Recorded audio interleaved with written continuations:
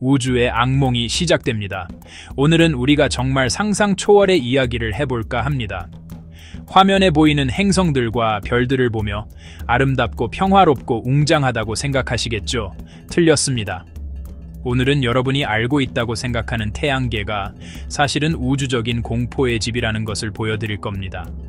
상상조차 할 수 없는 무시무시한 것들로 가득 차 있죠. 그러니 마음 단단히 먹으세요. 지금부터 들려드릴 이야기는 밤하늘을 바라보는 여러분의 시선을 완전히 바꿔놓을 테니까요. 농담이 아닙니다. 이건 여러분의 밤잠을 설치게 할 차원이 다른 놀라운 이야기입니다. 태양계를 안다고요? 다시 생각해보세요. 이건 과학 선생님이 알려준 멋진 우주 이야기가 아닙니다. 아니요. 우리는 우주 이웃에 대한 가장 소름 끼치고 간담을 서늘하게 하는 5가지 진실에 대해 이야기할 겁니다. 이건 심약한 분들을 위한 영상이 아닙니다. 쉽게 겁먹는다면 강아지 영상 같은 걸 보러 가시는 게 나을 겁니다.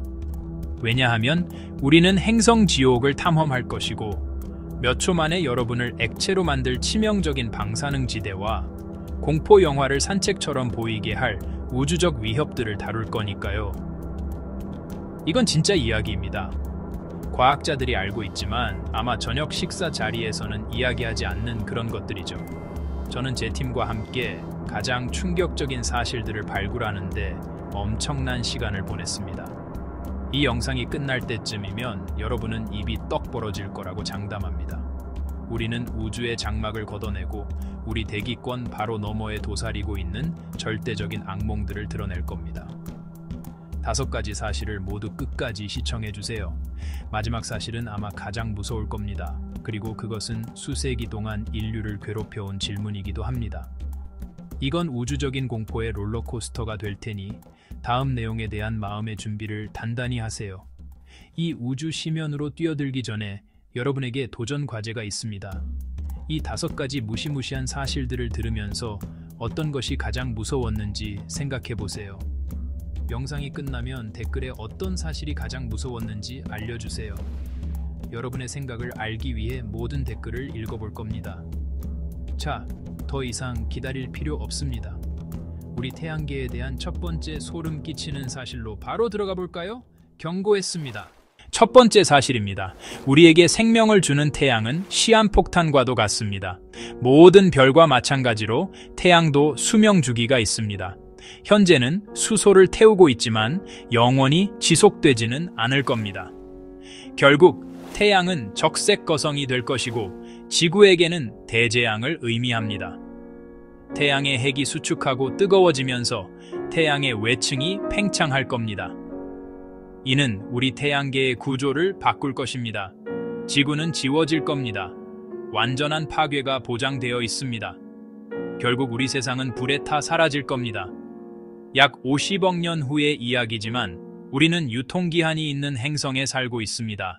자, 이제 2번째 무서운 사실로 넘어가 볼까요? 이번에는 태양계에서 가장 큰 행성, 바로 목성 이야기입니다. 목성 사진을 보면 거대한 붉은 점을 가진 아름답고 소용돌이치는 행성이 보이죠. 마치 행성들의 왕처럼 위험 있어 보입니다. 하지만 이 왕은 폭군입니다.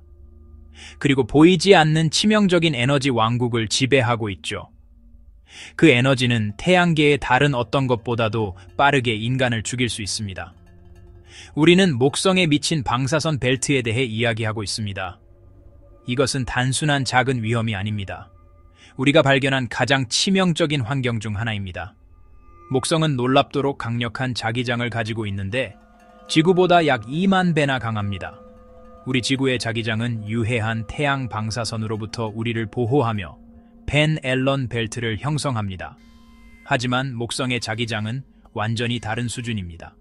너무나 거대하고 강력해서 태양풍에서 오는 엄청난 양의 대전 입자들을 가두고, 즉 전자와 이온들을 거의 빛의 속도까지 가속시킵니다. 이것은 행성 주변에 도넛 모양의 초강력 방사선 영역을 만드는데 이 우주 영역은 그야말로 죽음의 덫입니다. 만약 여러분이 아폴로 임무처럼 우주선에 타고 목성 근처로 비행하려고 한다면 끔찍한 놀라움을 경험하게 될 겁니다. 이 벨트 안의 방사선량은 인간에게 치명적인 양의 수백 배에 달합니다. 치명적인 방사선량을 며칠이나 몇 시간 만에 받는 것이 아니라 단 몇 분 만에 받게 된다는 말입니다. 괴너지 입자들이 우주선 선체를 뚫고 여러분의 몸을 관통하여 DNA를 파괴하고 세포를 파괴하며 중추신경계에 치명적이고 돌이킬 수 없는 손상을 입힐 것입니다. 그것은 빠르고 잔인한 죽음이 될 겁니다. 이것은 단순한 이론이 아닙니다. 갈릴러나 주노처럼 우리가 목성으로 보낸 모든 로봇 탐사선은 납과 티탄륨으로 된 두꺼운 차폐막으로 중무장해야 했습니다. 마치 우주 탱크처럼 말이죠. 단지 잠시 동안이라도 생존하기 위해서였습니다. 그 모든 보호 장비에도 불구하고 탐사선들의 전자장비는 끊임없이 손상되고 망가집니다. 끊임없는 방사선의 맹공격 때문에 말이죠. 주노 탐사선은 이 미친 방사선 벨트의 가장 치명적인 부분에서 시간을 최소화하기 위해 가능한 한 빠르게 진입하고 빠져나오는 독특한 극궤도로 설계되었습니다. 가장 치명적인 부분에서 시간을 최소화하기 위해서였습니다. 이 환경이 얼마나 무서운지 아시겠죠? 목성 방사선의 가장 무서운 점은 바로 완전히 보이지 않는다는 것입니다. 아무것도 볼 수 없을 겁니다.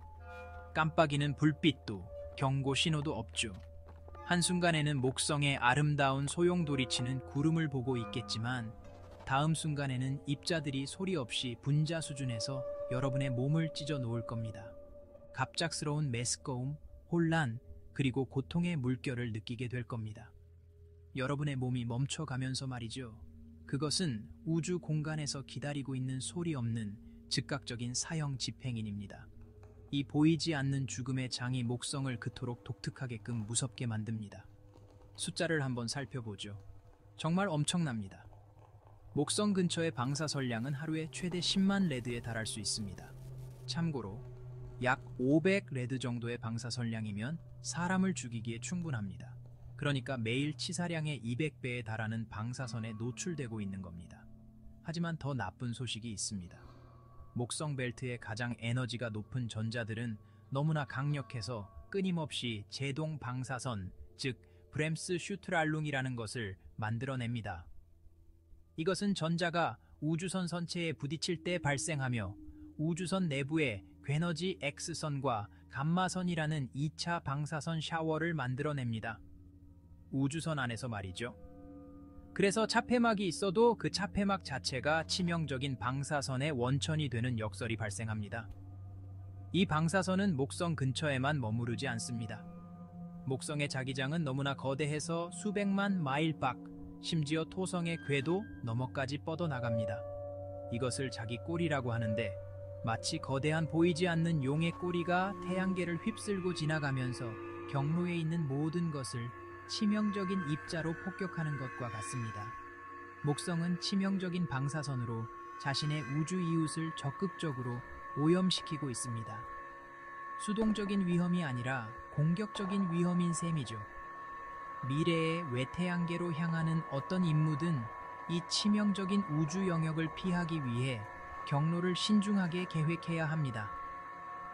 그래서 우리가 외행성을 탐험하기 위해 인간을 보내는 꿈을 꾸지만 목성은 거대한 방사능 문지기처럼 서 있습니다. 생명체가 있을 가능성이 있는 유로파 같은 매혹적인 위성들에 가기 전에 이 보이지 않는 지옥을 통과하는 문제를 해결해야 할 겁니다.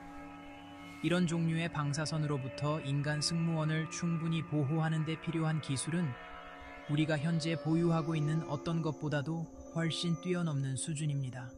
목성은 행성들의 왕이지만 너무 가까이 오는 방문객을 죽이는 왕입니다.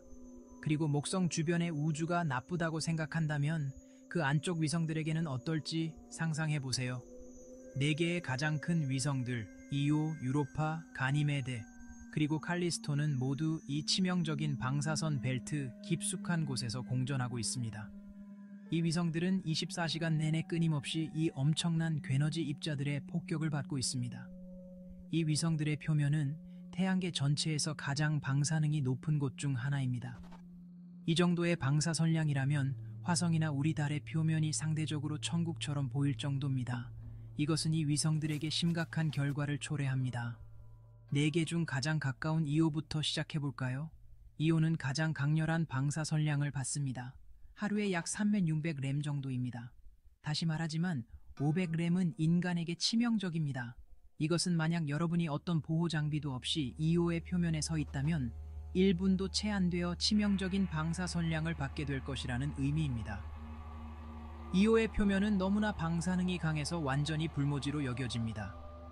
끊임없는 입자 폭격은 그곳에 존재했을지도 모르는 복잡한 유기 분자들을 파괴했을 것입니다. 우리가 아는 생명체에게는 믿을 수 없을 정도로 적대적인 곳이죠. 다음은 유로파입니다. 지하 바다 때문에 과학자들을 흥분시키는 위성이죠. 하지만 유로파의 표면 또한 죽음에 덫입니다.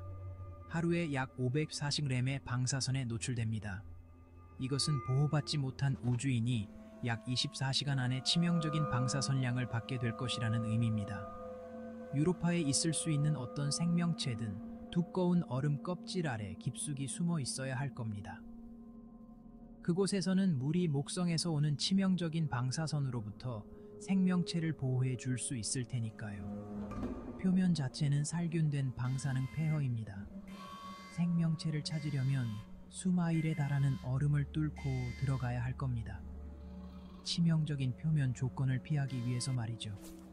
이 방사선은 눈에 보이는 영향도 미칩니다. 입자들이 유로파와 가니메데 같은 위성들의 얼음 표면에 부딪히면서 분자들을 분해하고 화학적 조성을 변화시킵니다. 유로파 일부가 붉은 갈색을 띠는 것도 바로 이 때문입니다. 끊임없는 방사선에 의해 얼음이 튀겨지고 화학적으로 변형된 결과입니다. 목성은 위성들을 치명적인 에너지장으로 목욕시키는 것만이 아닙니다. 적극적으로 그들의 표면에 상처를 내고 다시 쓰고 있습니다. 이것은 수십억 년 동안 계속되어 온 끊임없는 폭력적인 과정이며 이 위성들을 오늘날의 고통받는 장소로 만들었습니다. 그렇다면 이 모든 것이 우주 탐사의 미래에 어떤 의미를 가질까요? 그것은 목성이 궁극적인 장벽이라는 의미입니다. 수십 년 동안 우리는 우주 비행사들을 외태양계로 보내는 꿈을 꿔왔습니다. 유로파의 얼음 표면에 착륙하고 숨겨진 바닷속으로 파고들어가 외계 생명체를 발견하는 놀라운 비전을 가지고 있습니다. 하지만 세 번째로 무서운 이야기는 바로 지구의 쌍둥이라고 불리는 금성입니다. 이 행성은 정말 미쳤어요. 그야말로 순수한 공포 그 자체입니다. 착륙하는 순간 바로 찌그러져 버릴 겁니다. 지구보다 90배 이상 강한 대기압을 가지고 있어요. 순식간에 사라지는 거죠. 아무리 튼튼한 탐사선도 오래 버티지 못합니다. 표면 온도는 납을 녹일 만큼 뜨겁습니다. 금성은 폭주하는 온실 효과 때문에 태양계에서 가장 뜨거운 행성이죠. 말 그대로 강한 부식성의 황산비가 내립니다. 이곳은 의심할 여지 없이 태양계 전체에서 가장 지옥 같은 곳입니다. 금성에는 사실상 물이 전혀 없습니다. 금성은 지구의 쌍둥이가 아니라 지구의 악몽입니다. 우리 태양계는 우주 사격장이고 지구는 그 표적입니다. 우리는 끊임없이 우주 암석에 의해 공격받고 있으며 대부분은 별똥별처럼 타버립니다. 우리는 태양계 형성 시기의 고대 잔해 속을 날고 있습니다. 달을 보세요. 과거 충돌로 인한 분화구로 덮여 있습니다. 공룡들은 다가오는 것을 보지 못했습니다. 6600만 년 전 6마일 너비의 소행성이 그들의 통치를 끝냈습니다. 오르트 구름은 얼음으로 된 물체들의 먼 껍질로 우리에게 해성을 보냅니다. 이 장주기 해성들은 예측하기 거의 불가능하며 경고를 거의 주지 않습니다.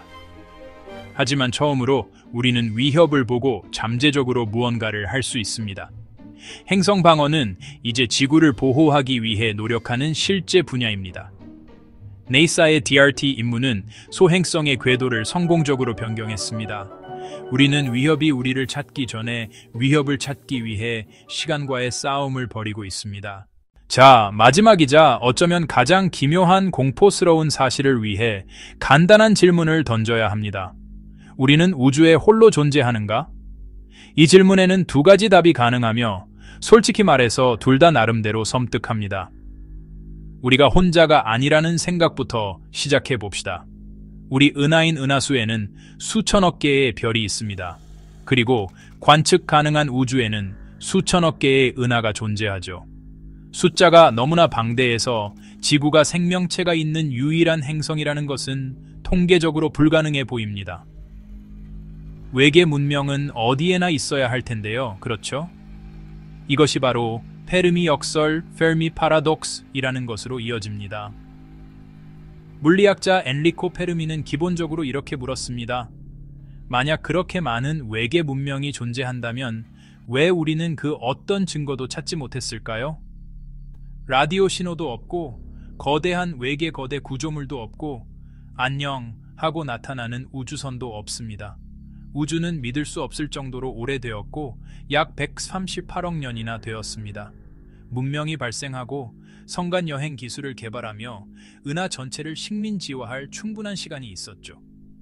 하지만 우리가 하늘을 올려다보면 보이는 것은 오직 고요한 뿐입니다. 믿을 수 없을 정도로 불안한 소름 끼치는 우주의 고요함이죠. 이 고요함이 외계 생명체의 존재를 그토록 무섭게 만듭니다. 다들 어디에 있는 걸까요? 우리로부터 숨어 있는 걸까요? 아니면 더 나쁘게는 다른 무언가로부터 숨어 있는 걸까요? 한 가지 무서운 가능성은 대여과기 이론, Great Filter Theory입니다. 이 이론은 거의 모든 문명이 성간 문명으로 발전하는 것을 막는, 극복하기 매우 어려운 일종의 보편적인 장벽이나 난관이 있다는 것을 시사합니다. 어쩌면 우리가 아직 직면하지 않은 기술적 과제일 수도 있고 감마선 폭발 같은 자연 현상일 수도 있습니다. 아니면 문명들이 별에 도달하기 전에 필연적으로 자멸하는 것일 수도 있죠. 대여과기 이론의 가장 무서운 점은 우리가 그 이론과 관련하여 어디에 있는지 알아내는 것입니다. 우리는 이미 대여과기를 통과했을까요? 어쩌면 단세포 유기체에서 복잡한 생명체로의 도약이 여과기였고 우리는 운 좋게 살아남은 소수 중 하나였을지도 모릅니다. 아니면 그리고 이것이 더 무서운 선택지인데 대여과기가 아직 우리 앞에 있는 걸까요? 인류를 기다리고 있는 우리 이전의 모든 고등 문명을 전멸시킨 미래의 난관이 있을까요? 우주의 고요함은 경고 신호일 수 있습니다. 우리의 미래가 파멸될 것이라고 속삭이는 우주의 묘비일 수도 있죠. 페르미 역설에 대한 가장 소름 끼치는 설명 중 하나인 암흑의 숲 아이론 Dark Forest Theory에 대해 더 깊이 파고들어 봅시다. 이 아이디어는 공상과학 소설에서 나왔지만 너무나 그럴듯해서 천문학자들과 철학자들을 밤잠 설치게 만듭니다. 이 이론은 우주가 고요한 사냥꾼들로 가득 찬 어두운 숲과 같다고 제안합니다. 이 숲에서는 모든 문명이 다른 모든 문명에게 잠재적인 위협이 됩니다. 다른 문명의 의도를 결코 확신할 수 없기 때문에 가장 안전한 생존 전략은 완전히 침묵하고 숨어 지내는 것입니다. 감히 소리조차 내지 못하죠. 외계인의 관점에서 생각해 보세요. 다른 문명을 감지했을 때 그들이 우호적일지 적대적일지 알 수 없습니다. 만약 그들이 적대적이라면 당신을 전멸시킬 수도 있습니다. 지금은 우호적으로 보일지라도 미래에 새로운 기술을 개발하면서 적대적으로 변할 수도 있습니다. 성간통신은 수십 년, 수백 년, 심지어 수천 년이 걸리기 때문에 진정한 대화를 나누고 신뢰를 쌓을 방법이 없습니다. 당신은 끔찍한 선택에 직면합니다. 자신을 드러내어 멸종의 위험을 감수하거나 아니면 다른 문명이 당신을 전멸시키기 전에 그들을 제거하여 자신의 생존을 확보하는 것이죠. 암흑의 숲 이론에 따르면 우주에 자신의 존재를 어리석게 방송하는 문명은 마치 숲에서 소리치는 길 잃은 아이와 같습니다. 그들은 즉시 숲속의 모든 포식자에게 자신의 위치를 드러내는 것이죠. 생존을 위해 침묵을 지켜온 사냥꾼들은 이 새로운 신호를 순진한 신참이나 잠재적인 위협으로 간주할 것입니다. 그들 중 누구에게든 가장 논리적이고 안전한 행동은 안전을 위해 시끄러운 문명을 가능한 한 빠르고 조용하게 파괴하는 것입니다. 이것은 첫 번째 규칙이 절대로 자신의 위치를 드러내지 않는 우주 생존의 무서운 게임입니다. 이것은 보이저 탐사선에 보낸 메시지나 우주로 송출한 전파 신호처럼 외계 지능과 접촉하려는 우리의 모든 노력을 무섭도록 새로운 관점에서 보게 합니다. 우리는 친근한 인사를 보내는 것이 아니라 어두운 숲 한가운데에서 거대한 모닥불을 피우며 여기 있어요? 우린 취약해요? 라고 소리치고 있는 것일지도 모릅니다. 우리가 우주에서 관찰하는 고요함은 아무도 없기 때문이 아닐 수도 있습니다. 다른 모든 이들이 조용히 지낼 만큼 현명하고 우리만이 소리칠 만큼 어리석기 때문일 수도 있죠. 자, 우리는 우리가 혼자가 아니며 외계인이 적대적이거나 숨어 있을 수 있다는 무서운 생각을 탐구했습니다. 하지만 이제 그 질문에 대한 다른 답을 생각해 봅시다. 그것은 나름대로 똑같이 무섭습니다. 만약 우리가 완전히 철저히 홀로 존재한다면 어떨까요? 만약 수조계의 은하와 septilion계의 별을 가진 이 거대하고 광활한 우주 전체에서 이 작은 푸른 행성이 생명체가 자리 잡은 유일한 곳이라면 어떨까요? 만약 우리가 전체 존재에서 유일하게 생각하고 느끼고 의식하는 존재라면 어떨까요? 그것은 외롭고 끔찍한 생각입니다. 우리가 정말로 혼자라면 지구 밖의 우주 전체는 황량하고 텅 빈 황무지라는 뜻입니다. 그 아름다운 성운들, 소용돌이치는 은하들, 그리고 매력적인 행성들은 그저 무의미한 가스, 먼지, 그리고 바위의 집합체일 뿐입니다. 초신성의 아름다움을 목격할 다른 누구도 없고 블랙홀의 미스터리를 숙고할 다른 누구도 없습니다. 예술이나 음악, 과학을 창조할 다른 누구도 없죠.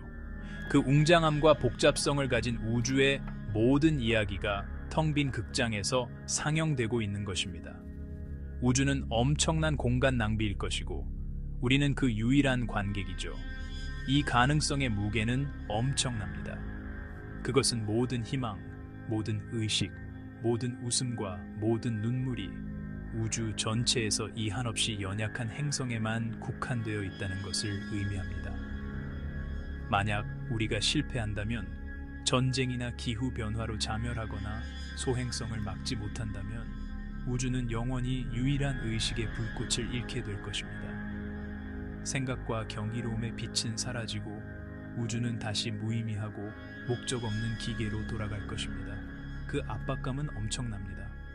우주의 모든 의미가 우리의 어깨에 달려 있습니다. 이 생각은 우리의 존재를 믿을 수 없을 정도로 소중하고 동시에 믿을 수 없을 정도로 위태롭게 만듭니다. 우리 자신으로부터 우리를 구해줄 고등 외계 종족은 없을 것입니다. 더 오래된 문명으로부터 물려받을 우주적 지혜도 없을 것입니다. 우리는 끝없는 고요한 공간 속에서 작고 외로운 기적처럼 홀로 존재합니다. 모든 것을 우리 스스로 알아내야 하며 만약 우리가 잘못하면 그것으로 끝입니다. 우주가 의식을 가질 수 있는 유일한 기회에 대한 게임 오버이죠. 그 정도의 우주적 책임감은 솔직히 말해서 섬뜩합니다. 그렇다면 무엇일까요? 우주는 고요한 포식자들로 가득 찬 어두운 숲일까요? 아니면 우리가 유일한 생명의 오아시스인 광활하고 텅 빈 사막일까요? 가장 무서운 부분은 우리가 단순히 모른다는 것이고 어쩌면 결코 알지 못할 수도 있다는 것입니다. 우리는 심오한 우주적 불확실성의 상태에 갇혀 있습니다. 우리는 허공에 신호를 보내지만 돌아오는 것은 우리 자신의 질문의 메아리뿐입니다. 이 불확실성 자체가 깊은 불안감의 원천입니다. 우리는 텅 빈 방에 소리치고 있는 걸까요? 아니면 숨어있는 괴물에게 우리의 존재를 알리고 있는 걸까요? 이것이 궁극적인 우주적 공포입니다. 전통적인 의미의 점프 스케어나 괴물에 대한 이야기가 아닙니다. 광활하고 알 수 없는 우주 앞에서 우리 자신의 미미함을 깨닫는 것에 대한 이야기입니다. 우주는 우리에게 관심이 없습니다. 그것은 우리의 이해를 초월하는 원리와 시간 척도로 작동합니다. 생명으로 가득 차 있든 완전히 비어 있든 어떤 현실이든 우리에게 만물의 거대한 계획 속에서 우리의 위치에 대한 매우 불편한 진실에 직면하게 합니다. 우리는 우주 바다에 표류하고 있으며 지도는 없고 다른 배가 있는지 아니면 그들이 친구인지 적인지 알 수 없습니다. 매일 밤 하늘의 별을 올려다볼 때 당신은 이 위대한 미스터리를 보고 있는 것입니다. 모든 빛나는 점은 자체 행성, 자체 생명체, 우리보다 10억 년 더 긴 역사를 가진 자체 문명을 가진 태양일 수 있습니다. 아니면 그저 죽은 바위로 둘러싸인 불타는 가스의 불모의 부채일 수도 있습니다. 우리는 알 방법이 없습니다.